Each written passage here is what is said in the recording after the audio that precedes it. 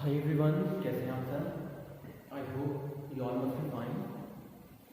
तो इस वीडियो में हम स्टार्ट कर रहे हैं with the word valence bond theory, जो कि आपका एक थ्योरी है फॉर द कोऑर्डिनेशन कंपाउंड। तो starting with the theory valence bond theory, ये जो दी थी किसने दी थी? It was given by Pauling in 1931। तो 1921 में पॉलिंग साइंटिस्ट है जिसने थ्योरी को दिया। तो मैं इसके पोस्टुलेट आपके साथ में डिस्कस कर रहा हूँ। तो फर्स्ट पोस्टुलेट वाज, पहला पोस्टुलेट क्या था? जो मेटल, ये जो कोऑर्डिनेशन कंपाउंड होता है, इनमें जो कोऑर्डिनेट बॉन्ड बनती है, कोऑर्डिनेट बॉन्ड किसके बीच में? मेटल के बीच में एंड लिगेंड। ये किस तरह से बनती है? ये उनका assumption है पॉलिंग का, ये इस तरह से बनती है कि जो लिगेंड होता है, लिगेंड ये क्या करता है? ये लोन पेयर डोनेट करता है, लोन पेयर डोनेट करता है किसको? मेटल को डोनेट करता है, और इस तरह से इनके बीच में कोऑर्डिनेट बॉन्ड बनती है। सेकंड assumption was, जो मेटल एटम होता है या मेटल आयन होता है, मेटल आयन इन लोन पेयर्स, क्योंकि जब लिगेंड लोन पेयर देगा मेटल को, तो मेटल्स को एक्यूमुलेट कहां करेगा? तो मेटल आयन इन लोन पेयर को एक्यूमुलेट करने के लिए, दैट मींस एक्यूमुलेट करने के लिए क्या करता है? वेकेंट ऑर्बिटल प्रोवाइड करता है, वेकेंट ऑर्बिटल्स को प्रोवाइड करता है, जिसमें कि लोन पेयर जो लिगेंड मेटल आयन में देगा वो उसके अंदर आ जाएगा। ठीक है, तो दो चीजें हो गई। कोऑर्डिनेट बॉन्ड जो मेटल लिगेंड के बीच में बनती है वो किस तरह से बनती है? लिगेंड जो होता है लोन पेयर को डोनेट करता है मेटल आयन। अब मेटल आयन के पास वो इलेक्ट्रॉन आ रहे हैं, वो लोन पेयर आ रहे हैं, तो मेटल आयन क्या करेगा? लोन पेयर को एक्यूमुलेट करने के लिए वेकेंट ऑर्बिटल्स को प्रोवाइड करेगा।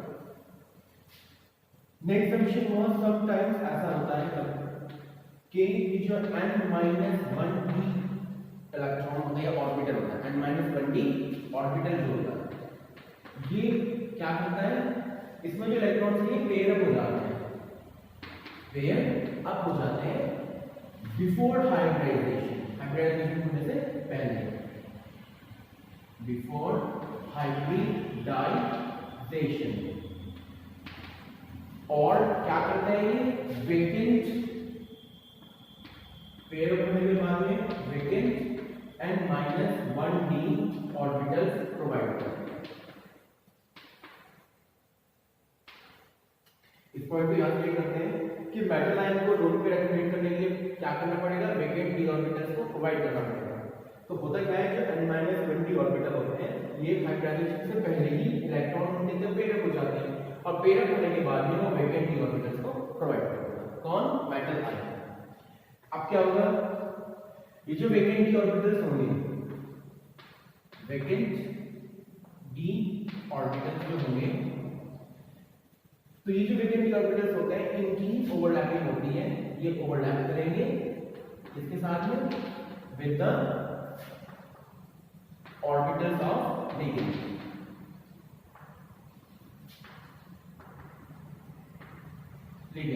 तो जो वेकेंट ऑर्बिटल प्रोवाइड करता है ये ऑलमोस्ट इक्वल एनर्जी के होते हैं।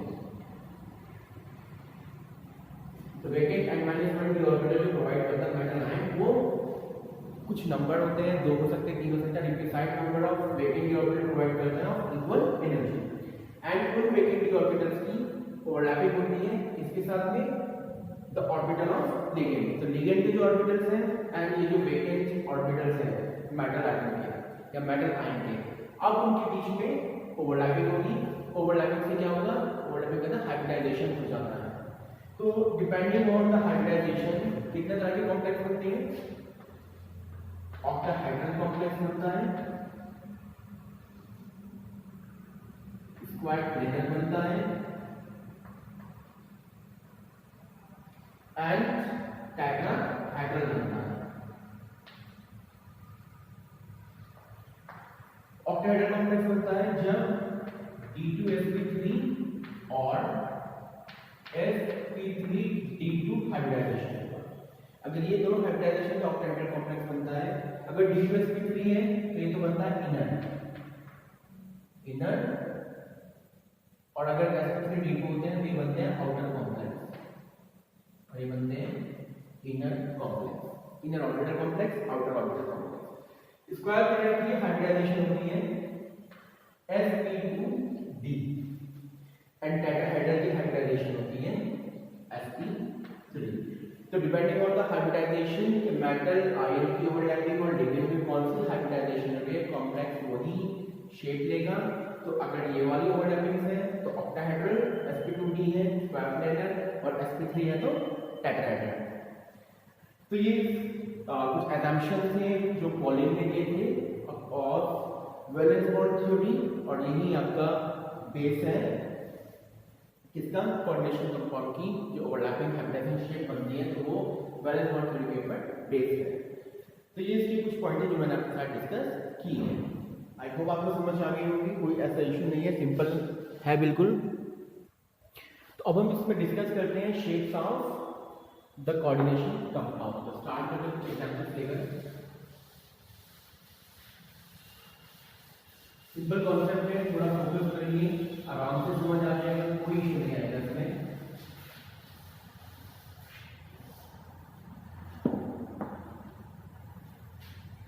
तो एग्जांपल ले रहे हैं CR&H346 प्लस। सपोज आपको ये एक कंपाउंड गिवन है, कोऑर्डिनेशन कंपाउंड, और पूछ रहे हैं कि इसके अंदर कौन सी हाइब्रिडाइजेशन होगी और कौन सी ये शेप शो करेगा, और या इसकी फॉर्मेशन को एक्सप्लेन करने के लिए आता है। तो फर्स्ट ऑफ ऑल हमें देखना है कि इसमें कोऑर्डिनेशन नंबर ग्रुपिंग का कितना है। तो अगर देखें NH3 लिगेंड है कितने हैं, 6 हैं, और ये मोनोडेंडेट होता है तो इसका कोऑर्डिनेशन नंबर हो गया 6। तो coordination number of CR is 6। अब क्या करेंगे नेक्स्ट स्टेप में, हमें ऑक्सीडेशन स्टेट देखनी है क्रोमियम की, इसमें कितनी बढ़ेगी। तो क्रोमियम की निकालनी है 8 होगा, NH3 NH3 क्या होता है यहाँ पर, न्यूट्रल इसकी 0 होती है, तो 0 into 6, और कॉम्प्लेक्स पेयर पे कितना चार्ज है, 3 प्लस चार्ज है, इक्वल टू हमने 3 रख दिया। तो x इज इक्वल टू 3।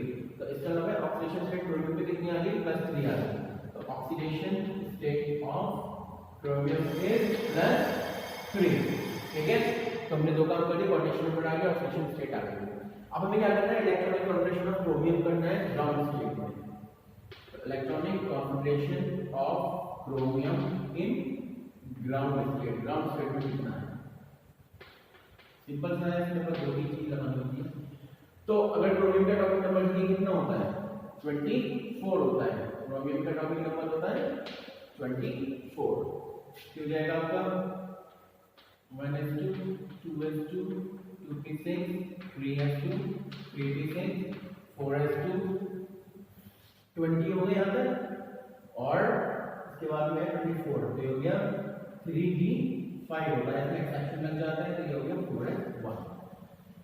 ठीक, ऑक्सीडेशन बेस कितनी है, +3। तो अब हमें Cr+3int लिखनी है, तो हम लास्ट के लिए ले लेते हैं 4s 3d एंड 4d। तो पहले लेंगे 3d,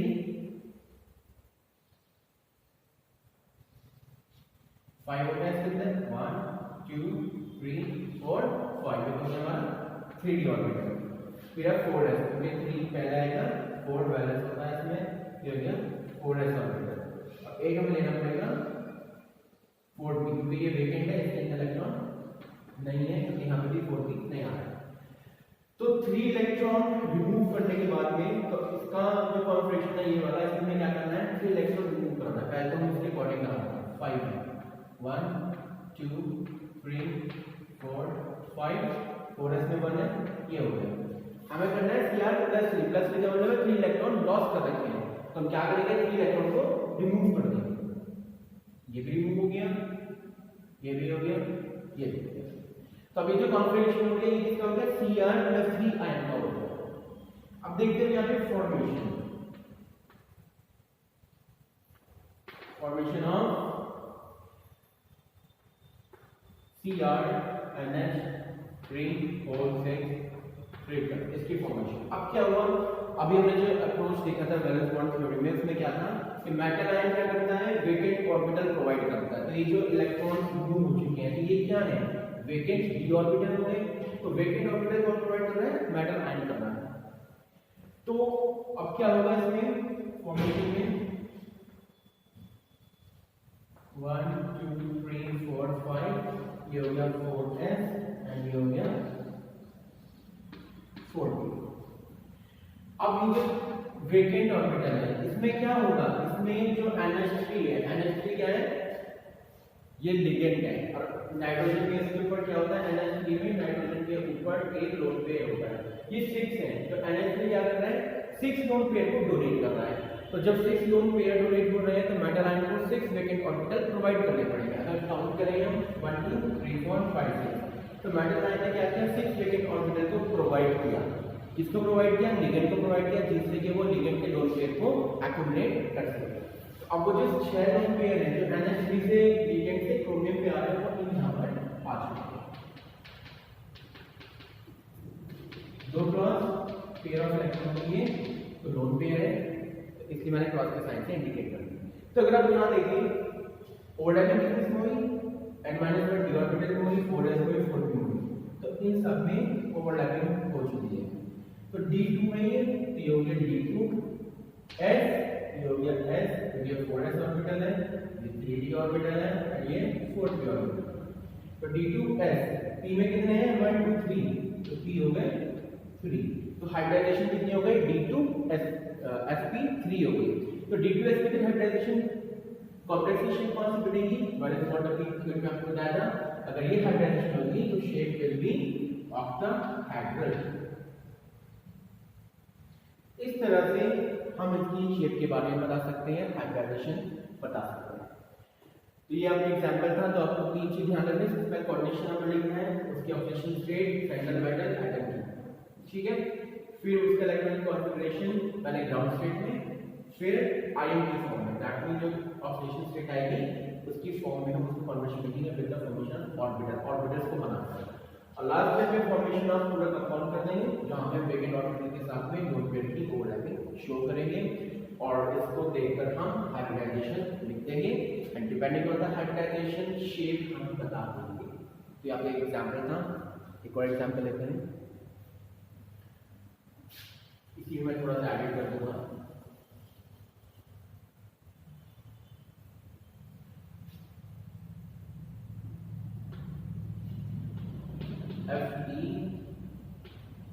FeCN4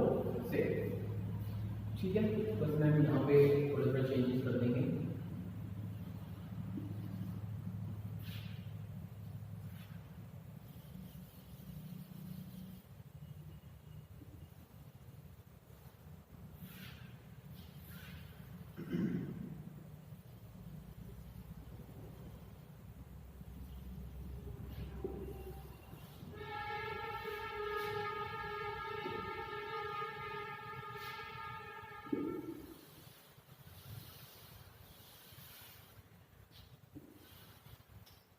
तो उस पे आते हैं एग्जांपल में, तो ये हो गया FeCN4 तो कोऑर्डिनेशन नंबर ऑफ आयरन कितना है, कितने लिगेंड है, Cn के 6 हैं, तो coordination number of iron Fe कितना हो गया, यहाँ पर 6 हो गया।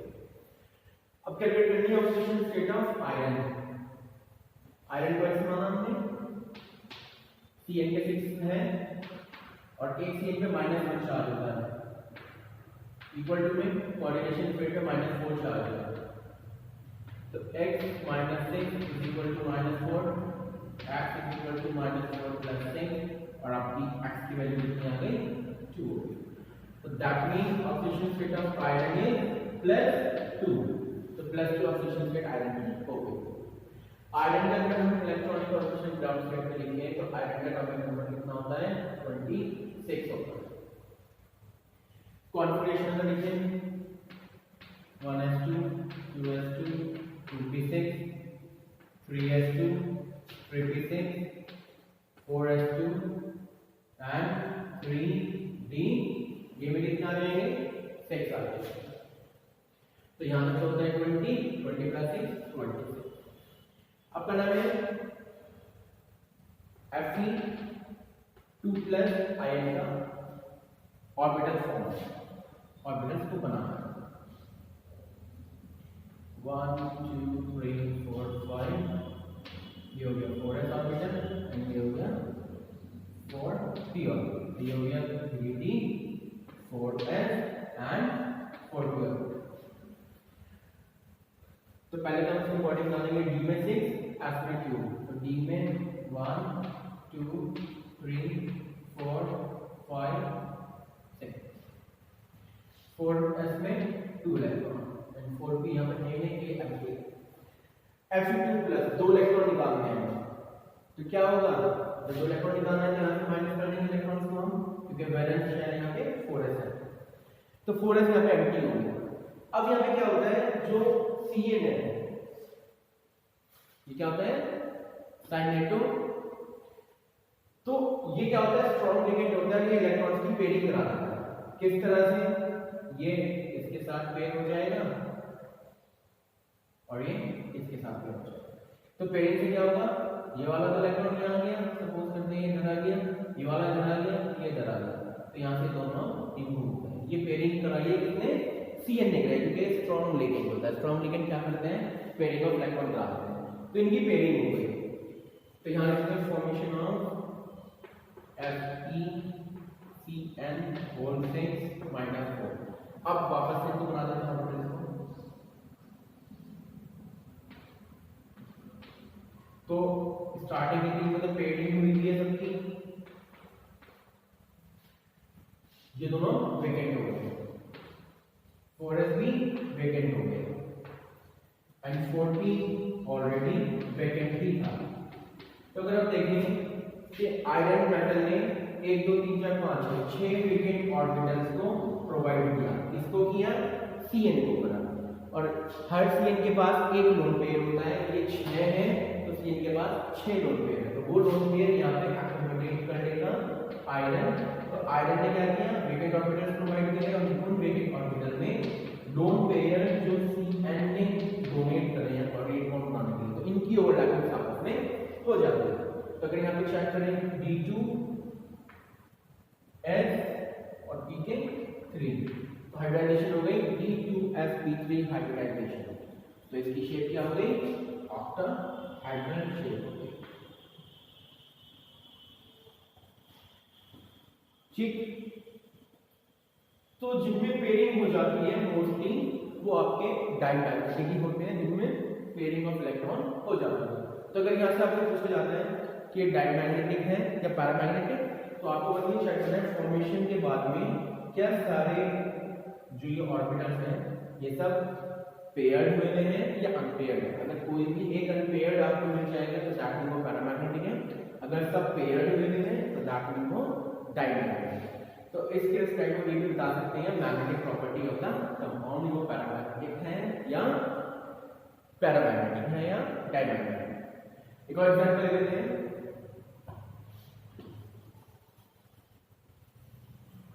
फॉर एग्जांपल ले लेते हैं हम, तो यहां पे ले लेते हैं हम इनर ऑर्बिटल कॉम्प्लेक्स, और इधर ले लेते हैं आउटर ऑर्बिटल कॉम्प्लेक्स। ठीक है, तो इनर ऑर्बिटल कॉम्प्लेक्स कैसे बनते हैं, ये बनते हैं बाई इनर n-1d ऑर्बिटल। तो अगर अंदर का n-1d ऑर्बिटल इन्वॉल्व होता है, अगर बात की जाए अगर 3d ऑर्बिटल इन्वॉल्व होता है बॉन्डिंग बनाने में मेटल आयन का, अगर 3d ऑर्बिटल इन्वॉल्व हो रहा है तो वो इनर ऑर्बिटल कॉम्प्लेक्स बनाएंगे। लेकिन अगर आउटर वाला n-1d ऑर्बिटल इन्वॉल्व हो रहा है तो वो इसमें होगा 4d वाला, तो ये आपके आउटर ऑर्बिटल कॉम्प्लेक्स बनाएंगे। इनर ऑर्बिटल कॉम्प्लेक्स जो बनाए जाते हैं इसमें क्या होता है, जो लिगेंड होता है पेयर अप करा देता है, पेयरिंग ऑफ इलेक्ट्रॉन करा देता है।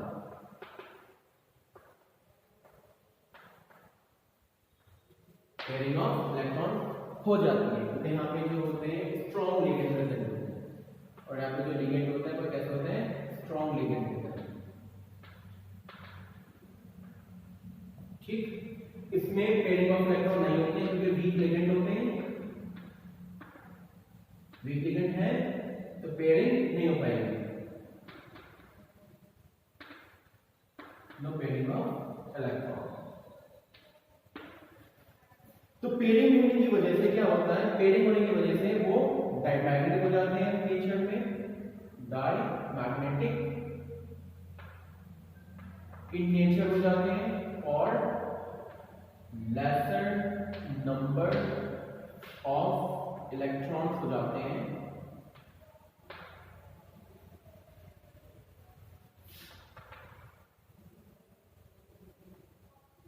ठीक, ये आपके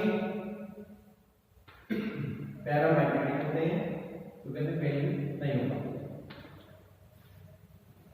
तो दोनों को मैंने समझ बता दिया है। इनर ऑर्बिटल कॉम्प्लेक्स कौन बनाएगा, अगर इनर n-20 ऑर्बिटल इन्वॉल्व है 3D वाला, तो इनर ऑर्बिटल कॉम्प्लेक्स बनेगा।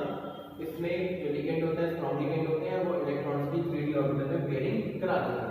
पेयरिंग की वजह से डायमैग्नेटिक नेचर हो जाएंगे और laser number of electron available होते हैं। आउटर ऑर्बिटल कॉम्प्लेक्स की बात की जाए तो आउटर n-20 ऑर्बिटल इन्वॉल्व होगा, लेकिन 4D वाला। इनमें जो लिगेंड होते हैं वीक होते हैं, तो पेयरिंग ऑफ इलेक्ट्रॉन नहीं होती है, इस वजह से वो पैरामैग्नेटिक इन नेचर होता है। अगर इसकी बात करें इनर ऑर्बिटल कॉम्प्लेक्स के एग्जांपल में, तो अगर हमारे पास जैसे कॉपर है तो cobalt NH3 +3, Mn Cn (6) -3, CO C2O4 कौन है, of the left -3, chromium H2O (6) +3, इसी तरह वनेडियम H2O 6 +3। तो जो कॉम्प्लेक्स होते हैं ये सारे हमारे इनर ऑर्बिटल कॉम्प्लेक्स होते हैं, क्योंकि अमोनिया स्ट्रॉन्ग लिगेंड होता है, Cn साइनेटो स्ट्रॉन्ग लिगेंड होता है, ऑक्सलेट ये भी स्ट्रॉन्ग लिगेंड होता है। वाटर ये कभी कभी इनर भी बनाता है, आउटर बनाता है, डिपेंड करता है वो मेटल कौन सा है। अगर मेटल आपकी स्टार्टिंग में है, दैट मीन वनेडियम के साथ बना रहा है, टाइटेनियम के साथ है, क्रोमियम के साथ है, अगर H2O लिगेंड है तो क्या करता है, ये इनर बना देता है। ठीक है, क्योंकि कुछ ये आउटर बनाता है, आउटर का डिस्कस करते हैं। जैसे Fe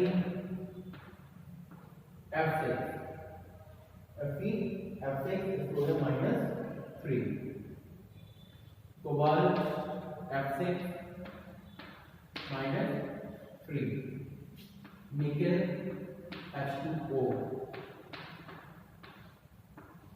6, तो निकेल के साथ मेरा वाटर आ गया है। इसी तरह आयरन H2O 6 +2, तो देखिए यहाँ भी वाटर है, यहाँ भी वाटर है, लेकिन दोनों में डिफरेंस क्या है, यहाँ पे जो मेटल है वो क्रोमियम वैनेडियम स्टार्टिंग में आता है, क्रोमियम वैनेडियम से इनर बना रहा है। लेकिन निकल आयरन की बात की जाए ये बाद वाले हैं हमारे, दैट मीन आयरन का नंबर 26 है, निकल का 27 है, तो अगर 25 के बाद में वाटर वाला आता है, वाटर एज अ लिगेंड, तो वो आपके आउटर ऑर्बिटल कॉम्प्लेक्स को बनाएगा। तो इनके एग्जांपल्स हैं।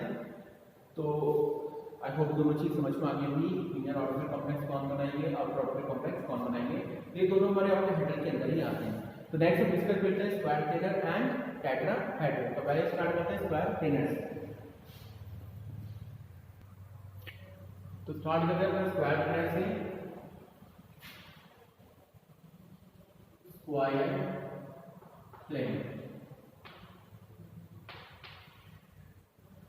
में एग्जांपल ले लेते हैं, NiCN होल 4 -2।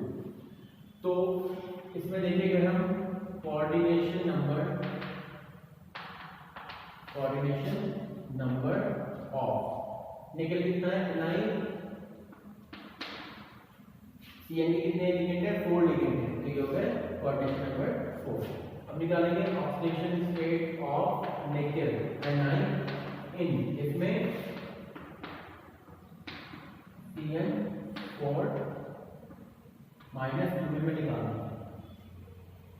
निकेल की निकालनी है एक्स होगी प्लस 4 लिगेंड्स है CN के, एक CN पे -1 चार्ज है इक्वल टू में -2, तो x -4 is equal to -2, x is equal to -2 plus 4 is equal to +2, तो ये हो गई +2। अब यहाँ पे देखते हैं atomic number of nickel. Nickel कितना होता है 27 होता है। Electronic configuration in ground state में क्या हो जाएगी, निकेल की 1s2 2s2 2p6 3s2 3p6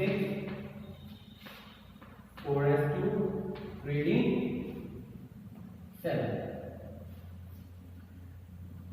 अब निकालते हैं निकेल के आयन की। निकेल के ऊपर कितना चार्ज है +2 है, तो निकेल 2 पॉजिटिव आयन। इसका देखते हैं ऑर्बिटल्स बनाकर। ये हो गया 3d orbital, 4s orbital and 4p orbital. तो पहले इसके अकॉर्डिंग कर लेते हैं। 4s में 2 इलेक्ट्रॉन है, 3d में 7 है, 1 2 3 4 5 6 7 2 है, तो क्या होगा, दोनों इलेक्ट्रॉन यहाँ से बाहर निकाल देंगे, माइनस कर देंगे 2 इलेक्ट्रॉन, क्योंकि बैलेंस कैसे माइनस कर देंगे। अब इसमें देखिए अगर हम CN कैसा है,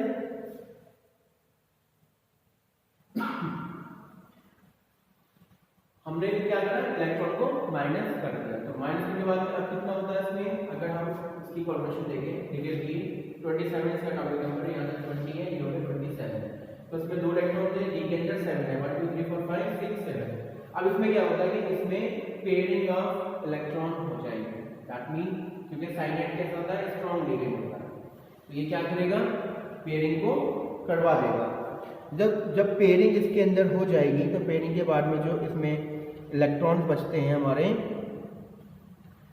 सॉरी इसमें जो एटॉमिक नंबर है निकेल का वो 28 नंबर है, गलत हो गया ये 28 है, तो D8 हो जाएंगे, और D8 होने की वजह से एक इलेक्ट्रॉन यहाँ पर आ जाएगा। तो दो इलेक्ट्रॉन को हमने जो 2 इलेक्ट्रॉन माइनस कर दिया, तो इलेक्ट्रॉन्स की पेयरिंग करवा देगा ये, क्योंकि CN कैसा स्ट्रॉन्ग लिगेंड है, तो यहाँ पर पेयरिंग, ठीक। जब पेयरिंग होगी तो इलेक्ट्रॉन यहाँ से निकल गया। तो अब निकेल ने क्या किया, वैकेंट ऑर्बिटल प्रोवाइड करें, और एक CN के पास 1 लोन पेयर है, तो 4 CN है, तो 4 ऑर्बिटल चाहिए। तो अब हम इसकी फॉर्मेशन देख लेते हैं, फॉर्मेशन ऑफ NiCN4 -2।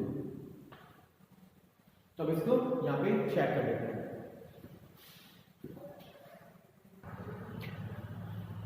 इसकी फॉर्मेशन करने के लिए हम ऑर्बिटल बनाते हैं इसके लिए।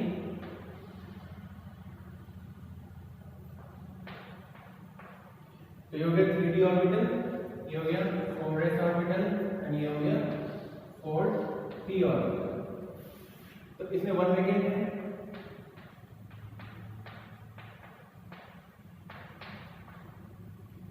तो 2 इलेक्ट्रॉन 1 लोन पेयर यहाँ दिया, 1 लोन पेयर यहाँ दिया, ठीक है, और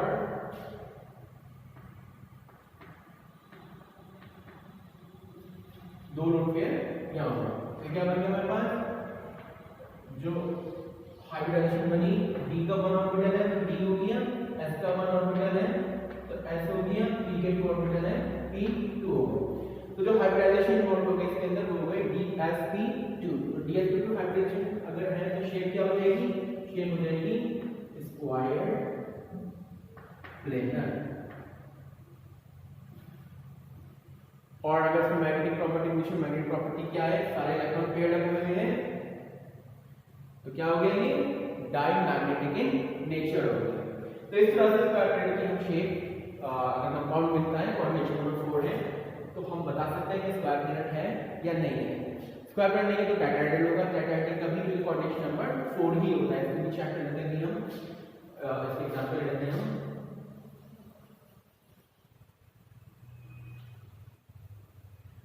ये हो गया 0 और ये हो गया CO कार्बो 9। तो कोऑर्डिनेशन नंबर ऑफ निकल निकालना हो तो पता ही है यही होगा। ऑक्सीजन स्टेट चेक करेंगे तो इसके अंदर कितनी आएगी,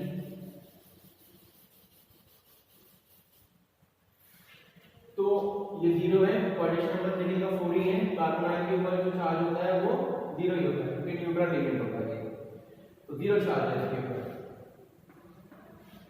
तो ऑक्सीजन स्टेट निकल की 0 ही आएगी, इसके ऊपर कोई ऑक्सीजन स्टेट नहीं आएगी।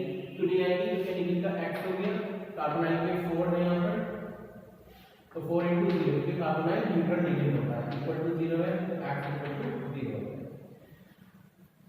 निकल का term number 28, electron configuration same है वही, निकल सेम है हमारे पास D8। तो 8 का मतलब हो गया 1 2 3 4 5 6 7 8।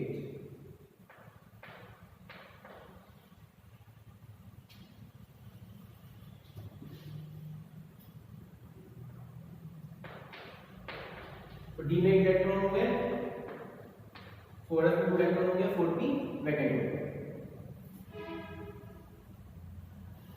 अब अगर हम इसकी आगे बात करें तो ये जो हमारे पास कार्बन 9 है ये कैसा होता है, वीक लिगेंड होता है। कैसा लिगेंड है ये, वीक लिगेंड है। तो वीक लिगेंड होने की वजह से क्या करता है, ये पेयरिंग ऑफ इलेक्ट्रॉन को नहीं करा पाता।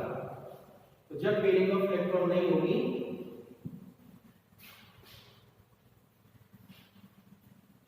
ये N0 आयन है, ठीक है, तो N0 आयन है तो इसके ऊपर कोई ऑक्सीजन स्टेट नहीं है, तो इसमें किसी भी इलेक्ट्रॉन को नहीं निकाला, S के अंदर भी है और D के अंदर भी है। लेकिन ये वीक लिगेंड होता है, लेकिन होता क्या है इसके अंदर,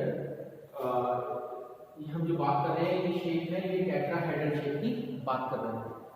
दिस शेप है टेट्राहेड्रल, पता चलेगा टेट्राहेड्रल क्यों है। तो अब ये जो 4s में इलेक्ट्रॉन होते हैं क्या करते हैं, पेयरिंग होने के लिए 4s से निकलकर D के अंदर आ जाते हैं, एक इलेक्ट्रॉन इसमें एक इलेक्ट्रॉन इसमें, तो इसके अंदर हो गई पेयरिंग, 4s ऑर्बिटल हो गया वेकेंट। तो 4s वेकेंट हो गया, 4p ऑलरेडी वेकेंट है, कोऑर्डिनेशन पर 4 है, तो निकल को 4 वेकेंट ऑर्बिटल प्रोवाइड करते हैं, तो 1 ये हो गया, 2 3 4। तो जो lone pair carbon ion group देगा वो इन जगहों पर एक्युमुलेट कर लेगा निकल। और अगर हाइब्रिडाइजेशन चेक करें तो एक तो s हो गई और p के अंदर 3 ऑर्बिटल्स हैं, ये हो गया sp3। तो हाइब्रिडाइजेशन इन्वॉल्व हो गया sp3। तो अगर हाइब्रिडाइजेशन sp3 है तो शेप क्या हो जाएगी, shape will be tetrahedral shape. तो अगर कोऑर्डिनेशन नंबर 4 है तो शेप टेट्राहेड्रल की हो सकती है, स्क्वायर हेड्रल की हो सकती है। स्क्वायर हेड्रल के लिए कौन सी होनी चाहिए, dsp2 हाइब्रिडाइजेशन, एंड टेट्राहेड्रल के लिए होनी चाहिए sp3 हाइब्रिडाइजेशन। तो अगर आपको कंपाउंड मिलता है on the base of BPT valence bond theory, हम बता सकते हैं उसकी शेप क्या होगी, कॉम्प्लेक्स की मैग्नेटिक प्रॉपर्टी क्या होगी, इन सब चीज को बता सकते हैं। आई होप ये आपको क्लियर हो गया होगा। थोड़ा फोकस होकर वीडियो देखिएगा, एक बार नहीं समझ में आए तो उसको दोबारा से प्लेबैक करके देखिए, होपफुली कॉन्सेप्ट आपको क्लियर हो जाए। Next preparation is from monohydric alcohol. तो मोनोहाइड्रिक अल्कोहल में वो अल्कोहल जिनके पास बीटा हाइड्रोजन है, containing beta hydrogen, when heated with mineral acid. ये मिनरल एसिड है, इसके साथ भी कर सकते हैं, लाइक अगर हम ले रहे हैं कंसंट्रेटेड H2SO4, हमने क्या किया, मोनोहाइड्रिक अल्कोहल, मोनोहाइड्रिक जिसके पास एक ही मॉलिक्यूल ऑफ OH है, अल्कोहल का है, दो नहीं है। अगर उनके पास बीटा हाइड्रोजन है, हम उसको हीट कर रहे हैं कंसंट्रेटेड H2SO4 के साथ में, और इसके वेपर्स को पास कर रहे हैं ओवर हीटेड एल्यूमिना। तो क्या होगा, वाटर मॉलिक्यूल H2O रिमूव हो जाएगा। तो जब वाटर मॉलिक्यूल रिमूव होता है क्या कहते हैं, डिहाइड्रेशन कहते हैं। रिमूवल ऑफ वाटर मॉलिक्यूल क्या कहते हैं, डिहाइड्रेशन कहते हैं। लेकिन क्योंकि ये एसिड के साथ में हो रहा है तो इसके कहने से एसिडिक डिहाइड्रेशन ऑफ अल्कोहल। इस रिएक्शन को कहते हैं एसिडिक डिहाइड्रेशन ऑफ अल्कोहल। तो अगर मोनोहाइड्रिक अल्कोहल है जिसके पास बीटा हाइड्रोजन है, हम उसको mineral acid like concentrated H2SO4 के साथ हीट किया, हीट करने के बाद फिर उसके वेपर्स को पास कर रहे हैं ओवर हीटेड एल्यूमिना, तो बॉटम मॉलिक्यूल रिमूव हो जाएगा और इस रिएक्शन को कहते हैं डिहाइड्रेशन रिएक्शन। फॉर एग्जांपल, अगर एग्जांपल है इथेनॉल का CH3CH2OH, पहली चीज क्या है, बीटा हाइड्रोजन होना चाहिए। ये अल्फा कार्बन है तो अल्फा हाइड्रोजन इसके पास है, ये बीटा कार्बन है तो बीटा हाइड्रोजन इसके पास है, तीन है, तीन में से कोई सा भी एक हाइड्रोजन। तो हमने क्या करना, कंसंट्रेटेड H2SO4 छोड़ लिया, इसके बाद में हीट किया, हीटेड एल्यूमिना के ऊपर से पास करना है इसको, तो क्या होगा, H2SO4 निकल रहा है, OH यहां से निकलेगा और एक हाइड्रोजन यहां से निकलेगा, इसमें से हाइड्रोजन निकलेगा, इसमें से OH निकलेगा, तो बन गया H2O। तो हाइड्रोजन यहां से जा रहा है, OH यहां से जा रहा है, दोनों के बॉन्ड में डबल बॉन्ड आ जाएगी, तो CH2 double bond CH2 plus H2O। OH यहां से गया, हाइड्रोजन यहां से गया, तीन में से एक है बचे दो, तो CH2 डबल बॉन्ड CH2। तो इथेनॉल से हमें क्या मिल गया, इथेनॉल से हमें मिल गया इथीन। तो अगर आपको एल्कोहल गिवन है, कह रहे हैं कि इथेनॉल से आपको इथीन बनाना है, तो हम इस रिएक्शन से बना लेंगे। एक और एग्जांपल ले लेते हैं, ब्यूटेनॉल का CH3 CH2 CH2 CH2OH plus concentrated H2SO4, alpha carbon alpha hydrogen, beta carbon beta hydrogen, इसके बाद दो हाइड्रोजन है, इनमें से कोई सी बीटा हो सकता है, तो हाइड्रोजन यहां से निकलेगा, OH यहां से कंबाइन हो जाएगा, OH प्लस H H2O बन जाएगा, तो इन दोनों के बीच में डबल बॉन्ड आ जाएगा, तो CH3 single bond CH2 CH double bond CH2 plus H2। तो इन दिस वे हम अल्कोहल से एल्कीन को बना सकते हैं। बट यहाँ पे चीज देखिए कि बीटा हाइड्रोजन होना कंपलसरी है। फॉर एग्जांपल अगर मिथेनॉल लेते हैं, मिथेनॉल क्या है, CH3OH, इसके बाद अल्फा कार्बन है लेकिन बीटा कार्बन नहीं है, बीटा कार्बन नहीं है तो बीटा हाइड्रोजन भी नहीं है, तो इसलिए ये इस रिएक्शन को नहीं देगा क्योंकि इसके पास बीटा हाइड्रोजन नहीं है। तो क्वेश्चन में अगर आपको आता है कि एल्कीन बनानी है फ्रॉम अल्कोहल, तो हम इस रिएक्शन से एसिडिक डिहाइड्रेशन ऑफ अल्कोहल से रिएक्शन को कंप्लीट कर सकते हैं, एल्कीन को बना सकते हैं।